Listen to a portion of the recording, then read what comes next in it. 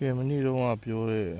ကျွန်တော်မိသားစုရဲ့အခက်အခဲဆုံးတော့ဆုံးဖြတ်ချက်ကိုချပြီးတော့ပူလေးရောင်းလိုက်ရဆိုတော့ဘာဖြစ်လို့လဲဆိုတော့ဒီဗီဒီယိုလေးကိုပြန်ကြည့်နော်ဒီတော့ပူလေးဆုံးသွားနော်အဲ့တော့မိသားစုတွေရမ်းကြေကွဲပြီးခံစားရဒါနောက်ဆုံးသူ့ရဲ့နောက်ဆုံးအသက်ထွက်ခံပြီးဟိုဖြစ်နေတဲ့ပုံလေးနော်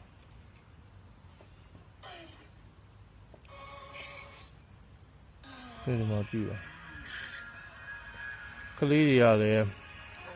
အသက်ကြီးလာကြပြီးဟိုပူးလေးတွေကိုအချိန်မပေးချင်ကြတော့ဘူးပြီးတော့အိမ်ကလည်းသေးတယ်အဲ့တော့ဟိုသူတို့အခုဒီပူးလေး9ယောက်စလုံးပေါ့ကျန်းမာနဲ့ဖြစ်နေတဲ့အချိန်မှာသူတို့ပေါ့လေကုထက်ဟိုအချိန်ပေးနိုင်မယ်ဟိုဖြစ်နိုင်မဲ့ဒီကားစုကိုသူတို့ကျန်းမာဖြစ်နေတော့မှထည့်ပေးလိုက်တာအဓိကကတော့အဲ့ဒါပါပဲပူးလေးရောင်းလို့ရတဲ့ပတ်စံဒီမှာရှိတဲ့အင်ဂျီယာမဲ့လူတွေကိုအစားအသောက်တွေပြန်လူဖို့ဆုံးဖြတ်ထားပါတယ်နော်ကုန်ပြန်လှူမှာကုန်200လုံးကိုပြန်လှူမှာမိလေးဘာလို့ငုံနော်ဟိုကလည်းမကြီးရ